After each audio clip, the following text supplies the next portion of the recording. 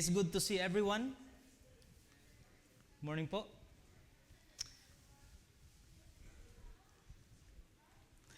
Tayo po ay natapos sa ating series sa loob ng Sermon on the Mount. But then we will continue yung ating series sa the Gospel of Matthew. So series ang under ng ating series. We have just finished yung ating series sa Sermon on the Mount from chapter 5, 6, and 7. At na-enjoy po natin yung Sermon on the Mount dahil punong-puno po ng principle at the same time punong-puno ng reality na kung saan dito natin makikita na in-emphasize ni Jesucristo yung tamang katuruan at kung ano yung maling tinuturo ng mga teachers of the law during his time. So, tapos na po tayo doon. Now we're entering sa chapter 8. Meron lang po tayong 4 na verses today. No, maiksi lang po siya, but then allow me to compare yung leprosy at yung sinful nature natin. Mamaya sa ating 3 points, I want to give and emphasize kung ano yung comparison nila. Yung parallel ng account ng Matthew chapter 8 from 1 to 4, verses 1 to 4, ay makikita din natin sa Mark chapter 1, verse 40 hanggang 45. And sa Luke chapter 5, verse 12 to 16. It is the same picture, the same scenario, the same context. But then si John, iba yung kanyang approach, no? Yung synoptic gospel ay Matthew, Mark, and Luke. Dahil si John ay merong napaka-unique na perspective pagdating sa gospel. Yung ating key lesson of this passage ay Jesus Christ give the power and willingness to heal and cleanse those who come to Him in faith. Ito po yung ating key points today. And then, even those people who considered hindi kabilang or lack of faith or outcast by society, yung story ng leper nagbigay ng highlights that Jesus Christ's compassion and authority over disease, demonstrating that He can restore both physical and spiritual. Tamang-tama sa generation natin today. No? He can give both. Physical, especially yung napaka-importante sa lahat, yung spiritual. No? Allow me to read verse, chapter 8, verse 1 to 4. When He came down from the mountainside, that's Sermon on the Mount, no? Tapos na yun, no? When He came down from the mountainside, large crowds followed Him.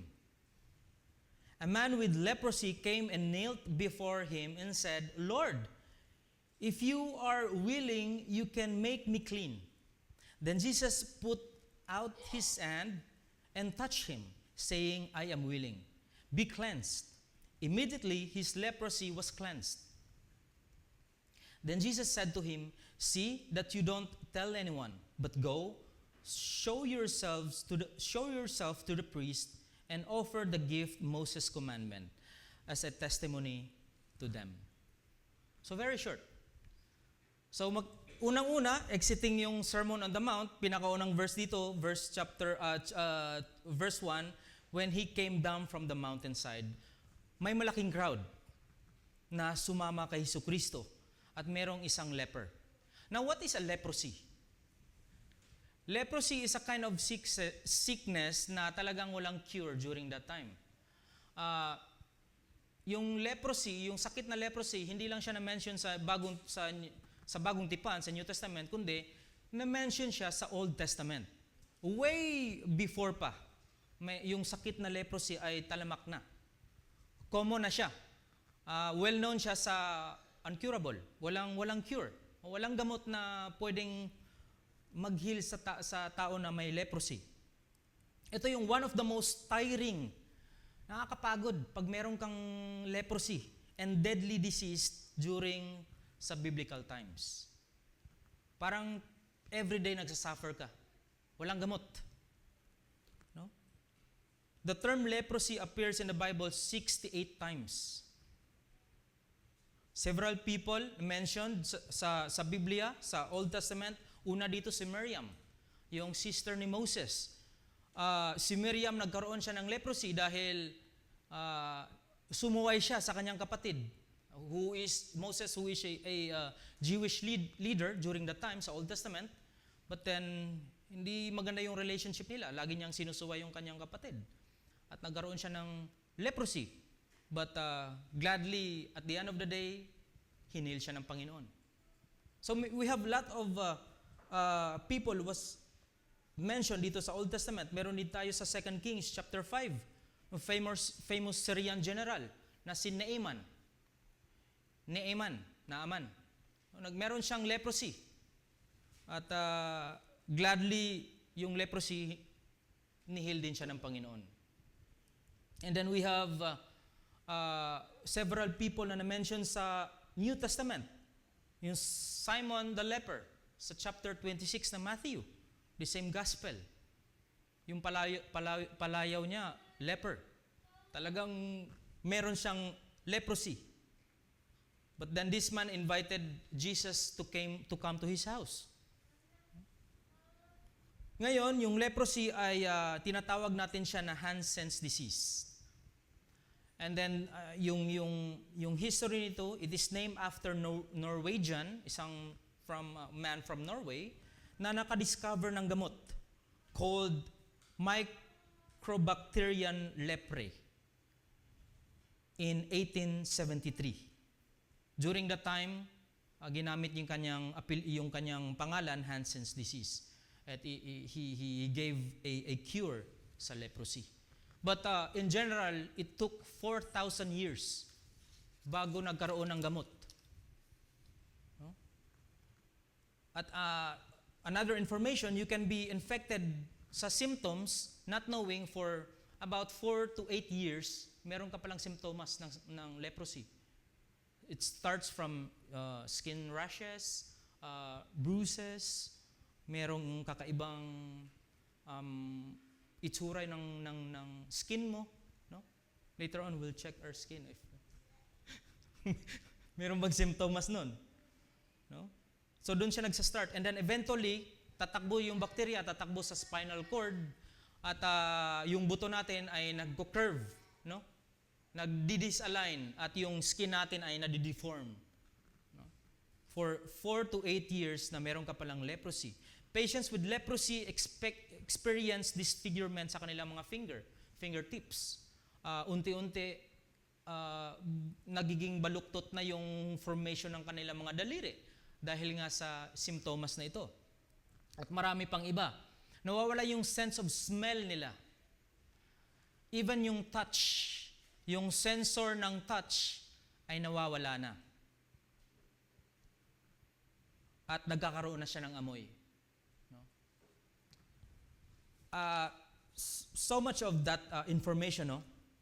Ito yung parallel natin sa Bible between leprosy at yung ating sinful nature. Point number 1, leprosy as a picture of our sinful nature.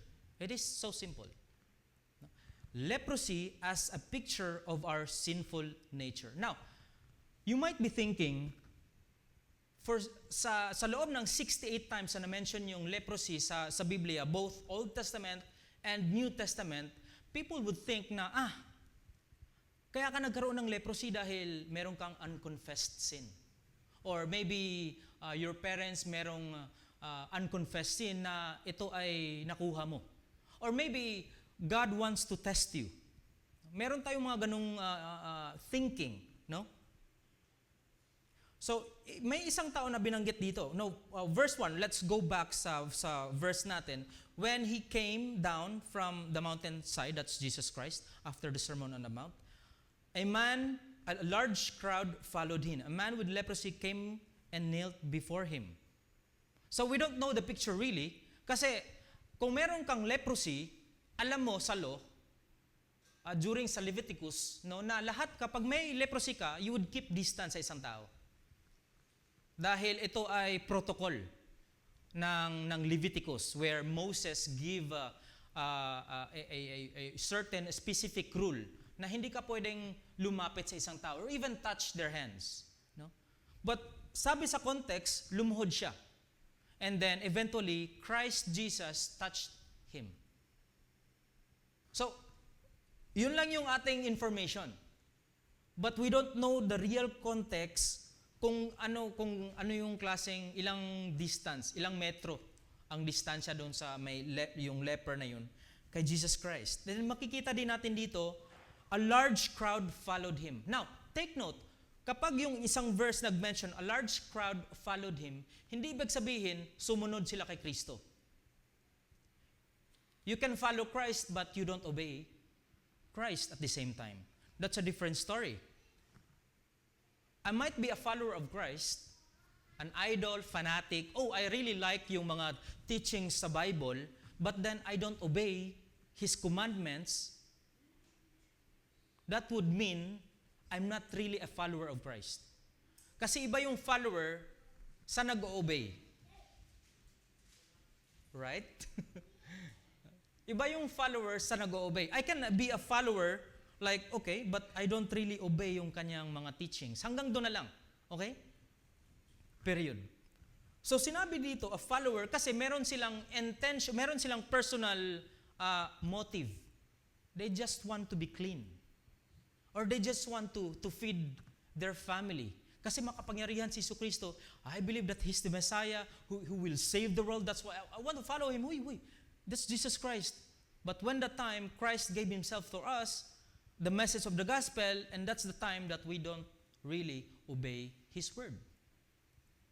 Kasi hindi na tayong pwede magsakripisyo eh. Hanggang doon na lang yun. So hindi ibig sabihin, may large crowd na sumunod kay Kristo, lahat doon ay nag-obey. Sumunod lang sila dahil meron silang personal motivation. Just like us today. Sometimes sa buhay natin, we go in prayer kasi we want something. But if that's something, nasa harapan na natin, then we stop praying. Parang kaibigan, no? Tatawag tayo pag may kailangan. Pag nandyan na, ibang friend na naman. So, a large crowd followed him. Now, a man with leprosy come and knelt before him. So, merong isang napaka-simple na situation na ginamit dito, no? Itong context na to ay nagfo-focus sa isang tao na marumi. Now, we know yung leprosy ay, sino nakita na ng may leprosy dito? Yeah. Nagkaroon ako ng chance to visit Cainta, Rizal. Merong isang town doon na is not a large town but medyo isolated. No?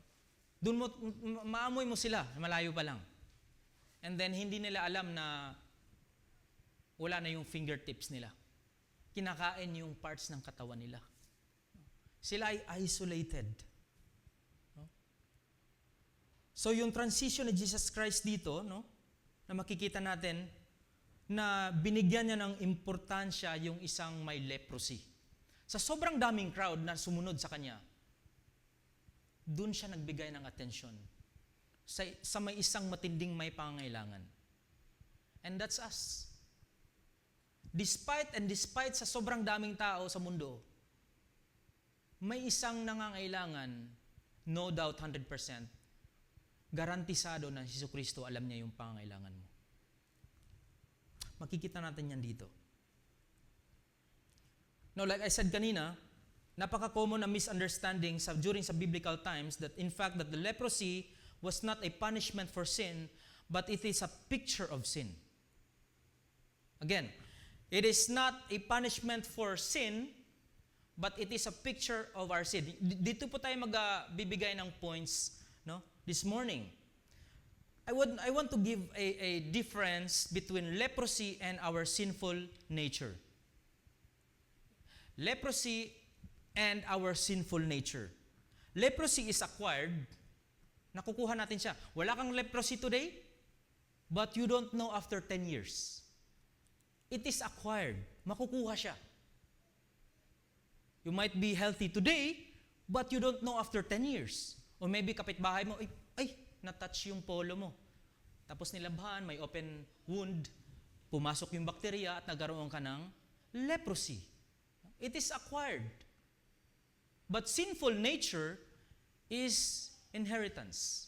Na-inherit natin siya sa ating mga ninuno, sa ating forefather and ating foremother, na si Adam and Eve. Sinful condition is not acquired, it is inherit. Nakuha natin siya. Hindi siya isang parang, hindi ka nakapagsinungaling today, next week nakapagsinungaling ka, sinner ka na. Hindi pa lang tayo nakapagsinungaling, sinner na talaga tayo since before. Yung mga baby sa ating sa womb ng mothers ay may kasalanan na sila. That's what we call original sin. No? It is not acquired but it is inherit. Psalm chapter 51 verse 5, sabi dito, surely, sabi ni David, surely I was sinful at birth. It's very clear. Sinful from the time my mother conceived me. He knows his theology. He knows the reality na si Adam and Eve napasa yung kasalanan papunta sa atin. It was passed on to generation to generation. It is the same way na meron tayong yung ibang tao sa Europe, meron silang blue eyes, meron silang yung mga Irish, meron silang green eyes, yung kanilang mga mata, na mana nila sa kanilang mga ninuno genetically. No? 1 Corinthians chapter 15 verse 22, for as in Adam all die, so in Christ all will be made alive. So under the first point, leprosy as a picture of our sinful nature, yung sinful nature natin, and at the same time yung leprosy, it is progressive. Nagpapatuloy. Leprosy, walang cure. Not until nung 17th century. Nagpapatuloy, wala siyang cure. You will suffer every day. Nandyan lahat ng turmoil. It is progressive. Our sinful nature is progressive as well. But sabi ni Paul, no? Na hindi natin ipagpatuloy yung ating mga kasalanan. In the same way, sin has the same progressive nature to it. James chapter 1 verse 14 to 15. Ito, napakagandang ng verse na sinabi ni James dito. But each person is tempted when they are dragged away from their own evil desires and enticed. Then after desire has conceived, it gives birth to sin. And sin, when it is full grown, gives birth to death. It is progressive. It should be stopped. It starts with temptation. Temptation alone is not sin. Alam po natin yan. Yung situation na parang natetempt ka, hindi ka pa nagkakasala. Yung away ng laman at yung conviction ng Holy Spirit nandun. But letting yourself fall into the trap that certain temptation is a sin.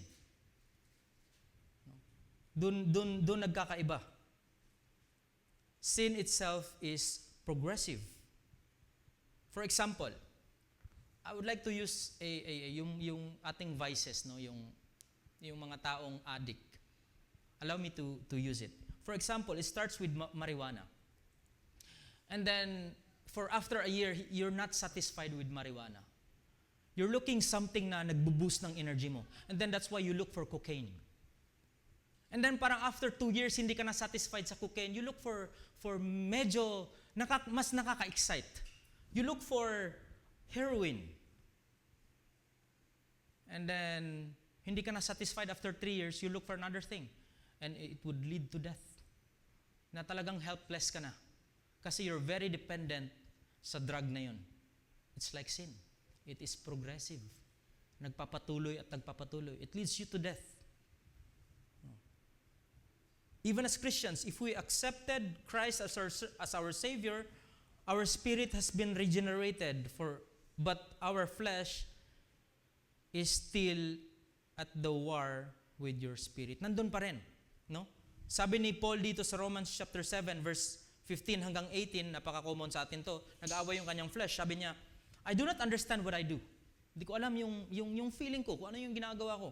Hindi ko magets, hindi ko maintindihan. For what I want to do, I do not do. This is pertaining sa kanyang works sa ministry. Yung kanyang gagawin para kay Kristo. But what I hate to do, kung ano yung mga dapat niyang iwasan, ano yung ayaw niyang dapat gawin, yun yung nagagawa niya. But what I hate to do, I do. And if I do what I do, not want to do, I agree what the law is good. As it is no longer myself who do it, but it is sin living in me. It is sin living in me. So una, it is progressive. Pangalawa, leprosy as a picture of our sinful nature, it is desensitizing. Meaning, ito ay less sensitive. Nawawala yung sense of touch natin. Nagiging numb yung puso natin. Nagiging kalos yung ating perspective of what is wrong and what is good sa buhay natin. Yung may leprosy, fingers falling off because people don't, they don't feel anything. Bigla na lang nahuhulog yung parts ng yung kanilang mga daliri kasi wala na yung sensor. No? It's the same sa sin. Things become numb just like sa ating daily habit sa paggagawa ng kasalanan. If sin goes unaddressed, you start to become numb about things. Pag hindi siya nabigyan ng address agad, nagiging kalos na yung puso natin. Parang yung big deal dapat na kasalanan, parang, okay lang, normal na lang. Romans 6, 1-2, sabi ni Paul, what shall I say then? Shall we continue in sin so that grace may increase? Sabi niya, may it never be. Hindi na dapat kasi bago ka na. Bago ka na. I remember, isa sa mga professor namin, pangalan niya si Pastor Jeb Josephus Banzuelo. Josephus. Pastor Jeb. Yeah, Pastor Jeb. Baka mamaya hey sir, sorry.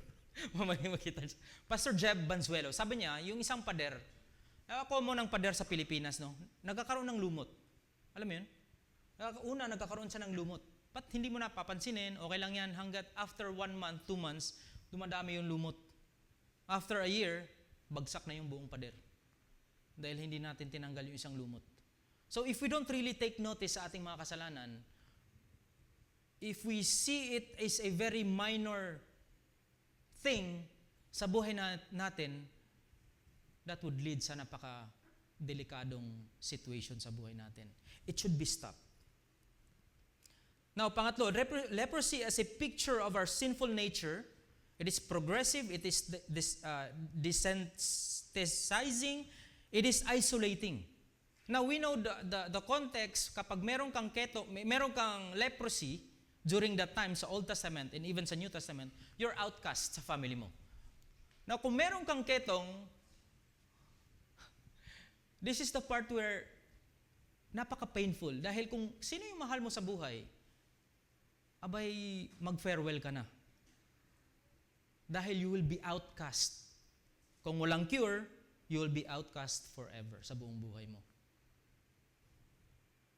It's the same thing sa sin. Sinful nature is very isolating. It's the same thing with leprosy. Yung mga mahal natin sa buhay na nagbago na, unti-unti lumalayo tayo sa kanila. Dahil hindi natin ma-accept kung ano yung mga ginagawa nila na kinokorek nila tayo sa mga maling ginagawa natin, and then but at the end of the day, hindi natin matanggap, hindi natin ma-swallow yung kanilang mga advice for us to change, then that would be a time for us to keep a distance sa kanila. Kasi kalos na ngayong heart na, okay, fine. Stop it. Give me freedom kung ano yung gusto kong gawin. It is very isolating. If you're living in sin, magiging outcast talaga tayo. And then, you know, biblical way, kapag meron kang leprosy, meron kang isang community na hindi ka nag-iisa. Meron ka na mga kasama, pero lahat kayo may leprosy.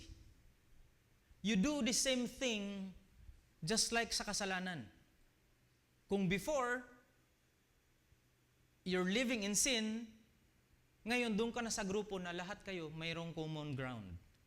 Lahat kayo, you're living in sin. No? They start with laughing, they live together with the people who are doing the same thing. It's like birds with the same feather are the same birds.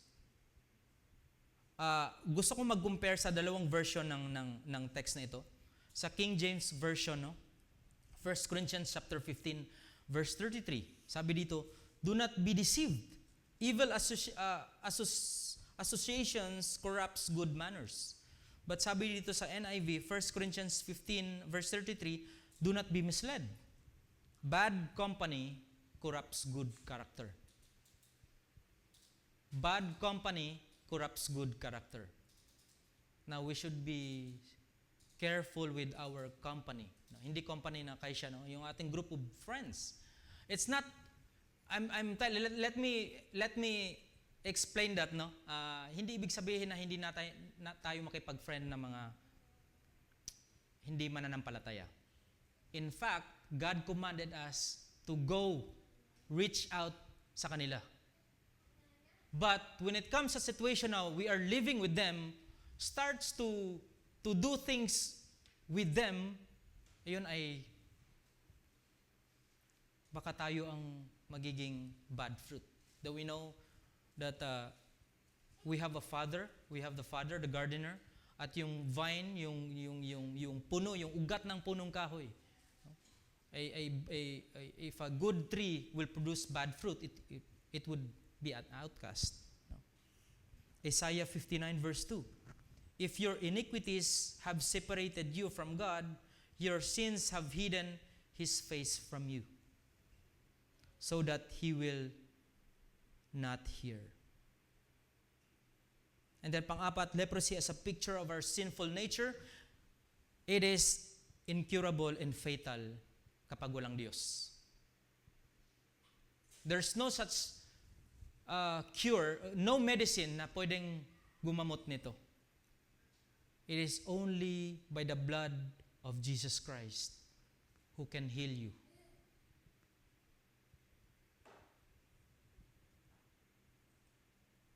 Before the cure was discovered, it was painful, deadly, and make you die unless you've got a miracle from God. Ito yung context sa tao na ito na lumapit kay Jesucristo. But we have the good news. Point number 2. Jesus is always willing to make us clean. Amen? He's always willing. Verse 2 hanggang 3. A man with leprosy came and knelt before Him and said, Lord, if you are willing, sabi niya, if. Parang tingin niya kay Jesus Christ, parang normal na tao lang na may kondisyon. No? Lord, if you are willing, you can make me clean. Then Jesus put out His hand and touched him, saying, I am willing, be cleansed. Immediately, his leprosy was cleansed. Now, again, sinabi ko kanina, hindi mo alam kung ano yung, ito yun lang yung meron tayong nababasa natin, no? Hindi natin alam kung gaano kalayo yung tao na yun. During that time, sa law, hindi ka pwedeng lumapit sa isang may tao na yun. Sa isang tao, kundi dapat may distansya. Pero ginawa ni Jesus Christ, lumapit siya at ni-touch niya yung katawan ng isang tao. So this is di-violate ni Jesus Christ yung nung rule sa Leviticus. But remember, so chapter 5 where Christ, sinabi niya sa Sermon on the Mount, I have not come to abolish the law, but to fulfill it. It means to clarify it. Huwag mong paniwalaan itong mga Jewish leaders, Sadducees, the Pharisees. I am here. God.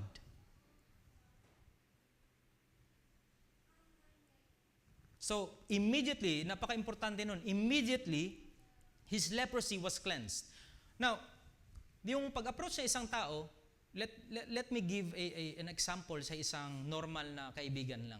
No? Bro, pwede bang makahingi ng ganito? He would maybe think na, pag-isipan ko lang muna, wait lang. Give me some time. Pero si Jesus Christ immediately, hindi siya nag-double mind, hindi siya nagdadalawang isip kung hindi inalaw niya ang tao na ito na ma-heal. The question is, are you willing to come to Him and humble yourself? Despite sa ating mga nagawang hindi karapat-dapat sa harapan ng Diyos, are you willing to come to Him and knelt before Him and said, Lord, if you are willing, cleanse me. Yun yung tanong sa mga puso natin today, no, before we go home. No? Are we willing to be cleansed? Tingnan natin sa verse 3, no? Then Jesus reached out His hand and touched the man. Sabi niya, I am willing, He said. Be cleansed. Immediately, his leprosy was cleansed. By the way, yung term na cleanse sa Greek ay katarizo. Katarizo, meaning, ito yung dito natin nakuha yung English term, yung English word natin na cathartic, meaning, merong relaxing at the deepest point. Meaning, cleansing, purifying, or to cleanse. It is a picture of our sinful condition. Katarizo. So, Jesus Christ is always willing to make us cleansed. Point number 3, this is the last point. God's grace becomes our life testimony. Yung grasya ng Panginoon, ito yung ating nagiging testimony sa buhay natin. Verse 4, Then Jesus said to him, See that you don't tell anyone, but go. Show yourself to the priest and offer the gift Moses commanded as a testimony to them. Let me explain yung context nito, no? Under the Jewish ceremonial law, sa Leviticus, kapag meron kang leprosy, you would perform a ritual. Bring doves, healthy na doves, punta ka ng temple, and lahat tayo dumaan ng 90 Days Bible Challenge. Alam natin yung the way to perform, no, bago ka ma-heal, no? Mag-present ka ng 2 doves sa priest, dadaan ka sa mga maraming proseso. And this is what Christ is telling the man, no? Punta ka sa priest at gawin mong testimony kung ano yung ginawa ko sa iyo. Para makita nila na, see, I have not come to abolish the law but to fulfill it. I am the Savior, the Messiah. Yung idea ng context na ito is that the leper kept his distance from Jesus, but Jesus put His hand and touched him. Ito yung matinding nilabag ng Panginoon dahil He's powerful. Sa totoo niyan, pumunta pa siya sa isang tao sa chapter 26 na Matthew. Doon sa isang may sakit na leprosy sa loob ng kanyang bahay because He wants to help people. This was a powerful touch from God. This made more meaningful sa buhay ng isang leper. Isang simpleng touch lang, then He cleansed the man sa kanyang sakit. Pwede siyang mag-perform ng any miracle aside from touching. Do you remember in Genesis? In the beginning, God created the heavens and the earth. Out from His mouth, from His word, gumawa siya ng universe. Pwede namang mag-decide si Jesus Christ na from a distance, be cleansed. Pero hindi niya ginawa eh. Lumapit pa talaga siya. Hinawakan yung ulo at sabi niya, I am willing, be cleansed. That's a very beautiful picture sa isang Savior na gumawa ng mundo. Merong personal relationship sa isang nangangailangan. Kung meron tayong kapangyarihan na ganun, ba't pa tayo lalapit? Diba? Nakakatamad kaya yun.